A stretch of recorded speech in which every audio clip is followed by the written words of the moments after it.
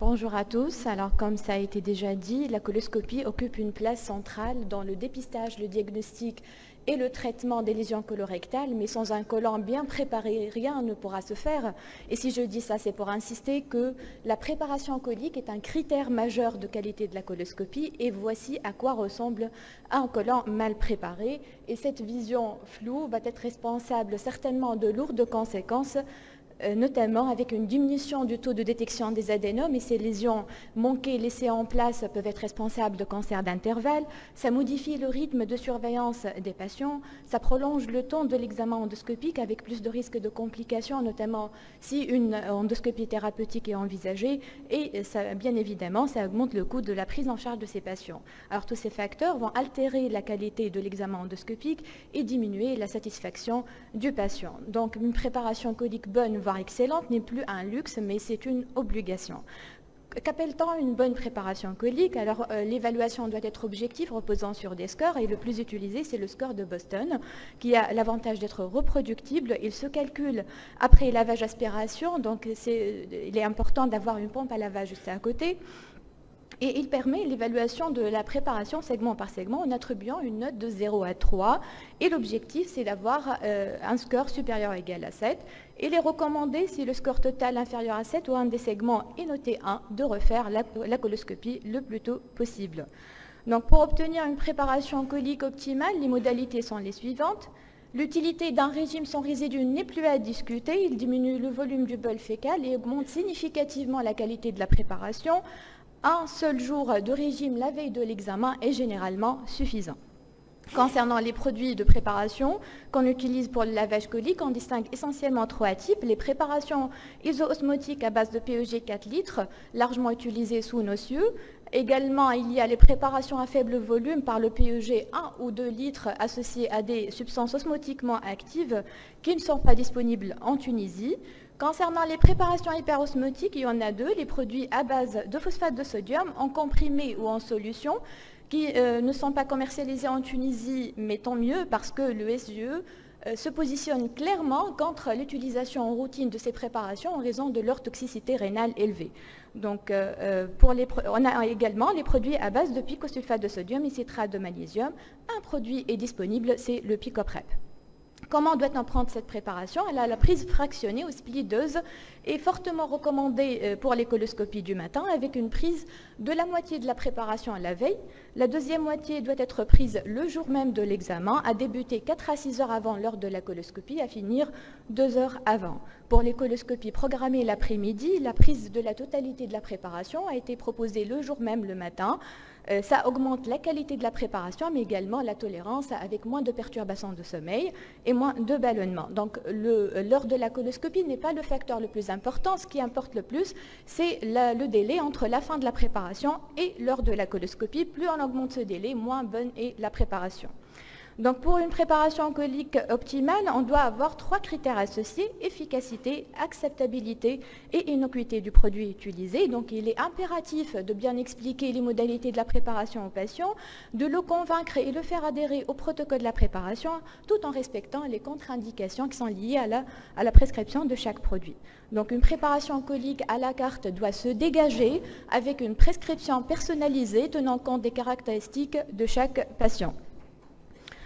Donc, lorsqu'il s'agit de réaliser une coloscopie sous-âgée, on voit ressurgir toujours un dogme: les patients doivent être à jeun depuis la veille à minuit pour avoir un estomac vide pour l'anesthésie. Cela provient d'un souci d'inhalation du contenu gastrique qui représente la complication la plus redoutée par nos collègues anesthésistes, faisant du délai minimal entre la fin de la préparation et l'induction anesthésique une source de controverse entre les deux spécialités. Alors, pour pallier à ce problème, les 2 sociétés savantes, la SFED et la SFAR, ont élaboré des recommandations communes, et maintenant il est clairement établi que les consignes du genre pour un patient sans retard de la vidange gastrique doivent être de 2 heures pour les liquides clairs et de 6 heures pour les solides.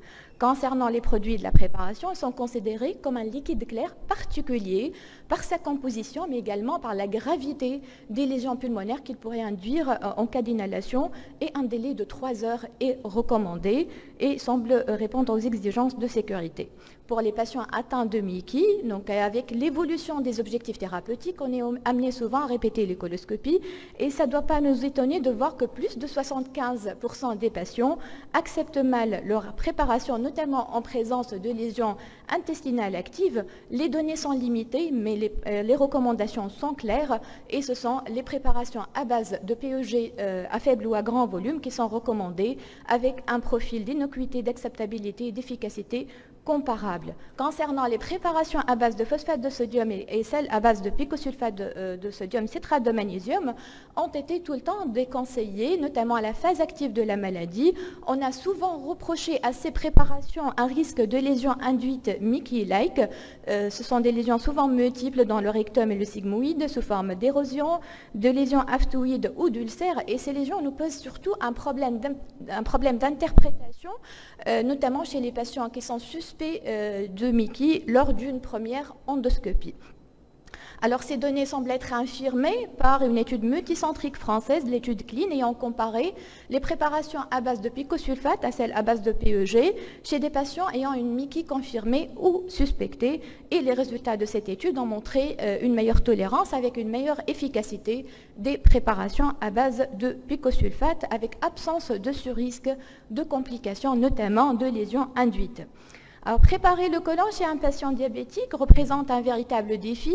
Le diabète étant reconnu comme un facteur de risque indépendant de mauvaises préparations, ceci a été expliqué par la neuropathie autonome avec les différentes anomalies qu'elle peut occasionner et qui sont souvent à l'origine de l'échec de la préparation. En l'absence d'un protocole spécifique, les préparations à base de PEG sont autorisées. Celles à base de phosphate de sodium, picosulfate de sodium doivent être déconseillées, voire contre-indiquées chez des patients qui ont une néphropathie diabétique. Les coloscopies doivent être préférentiellement programmées le matin, même si le niveau de preuve est faible, ça permet de diminuer la période du jeûne et une reprise plus précoce des antidiabétiques, donc moins de risques de complications. Donc cet essai randomisé en simple aveugle a proposé un protocole spécifique aux diabétiques associant un régime sans résidus pendant 4 jours suivi par des liquides clairs pendant 8 heures, une préparation fractionnée par le PEG 4 litres avec ajustement des traitements antidiabétiques et surtout une éducation intensive assurée par un médecin endocrino et une nutritionniste spécialisée. Alors cette stratégie multifactorielle a permis de diminuer le taux de complications de coloscopie mal préparée de façon significative par rapport à un protocole conventionnel associant régime et préparation par le PEG. Alors l'hémorragie digestive basse est une situation urgente à laquelle nous sommes souvent confrontés et sollicités pour une exploration rapide et efficace avec éventuellement un traitement de la lésion qui saigne, et tout cela est étroitement lié à la qualité de la préparation. Dans cette situation, l'USGE recommande une purge rapide par 4 à 6 litres de PEG sur 3 à 4 heures et ça permet une visualisation adéquate des lésions dans 90% des cas. Donc la préparation chez un patient atteint d'une insuffisance rénale chronique doit être particulièrement prudente et précédée obligatoirement d'une évaluation de la sévérité de l'atteinte rénale, donc qui conditionne le choix du produit. En cas d'insuffisance rénale précoce, les préparations à base de phosphate de sodium sont à éviter. Ces préparations deviennent strictement contre-indiquées si le débit de filtration inférieur à 60 ml par minute en raison d'un risque élevé d'une néphropathie aiguë au phosphate et lorsque le débit est inférieur à 30 ml par minute, les seules préparations autorisées sont celles à base de PEG 4 litres. Donc chez les patients dialysés, là encore, il n'y a pas de recommandation spécifique. Beaucoup de risques liés à la préparation ont été rapportés, notamment une hypovolémie sévère, une hypotension pouvant être à l'origine d'une thrombose de la fistule artério-veineuse, une surcharge liquidienne. Les préparations autorisées sont celles à base de PEG, de picosulfate de sodium, et il faut tenir compte chez ces patients des horaires et des jours de la dialyse afin d'intercaler la préparation à la coloscopie entre 2 séances. En cas d'insuffisance cardiaque congestive, les données sont limitées, mais il faut faire attention surtout au risque de déséquilibre électrolytique et de surcharge volumique pouvant aggraver cette insuffisance cardiaque. Là encore, on trouve que les préparations à base de PEG sont l'option la plus adaptée. Pour les autres, ils sont contre-indiqués, notamment en cas d'insuffisance cardiaque sévère. Chez la femme enceinte et allaitante, les données sont insuffisantes, voire absentes. Les lavements doivent être préférés en cas de rectosigmoïdoscopie. Les solutions à base de PEG et de phosphate de sodium sont toutes les deux classées catégorie C selon la FDA, mais ce sont les préparations à base de PEG qui doivent être préférées. En l'absence de données, une interruption de l'allaitement pendant et après la préparation a été proposée. Alors, pas grand-chose à dire chez les cirrhotiques, ce sont toujours les préparations à base de PEG 4 litres qui sont préférées même en présence d'une acide, et les études les plus récentes ont montré que les protocoles à base de PEG 2 litres ont une efficacité comparable. Les préparations à base de phosphate de sodium doivent être contre-indiquées chez ces patients.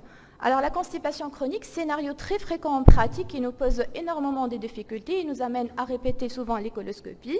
Les publications sont assez nombreuses, mais aucune recommandation et l'utilité d'un régime spécifique ou d'un traitement complémentaire par un laxatif ou des lavements ou encore un protocole de préparation spécifique n'a pas été prouvé.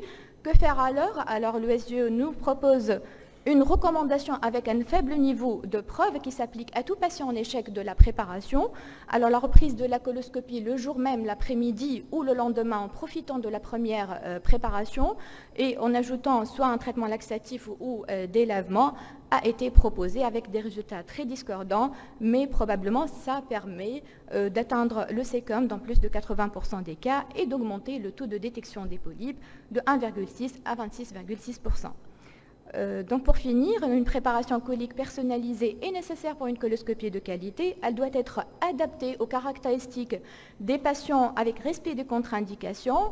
S'il y a une chose à retenir, c'est que le PEG, c'est le couteau suisse de la préparation colique. Donc à chaque fois où vous avez un patient qui vous pose un problème en raison des comorbidités, donc n'hésitez pas à être safe et à prescrire le PEG. Les préparations à base de phosphate de sodium ne doivent pas être utilisées en routine. Et je vous remercie.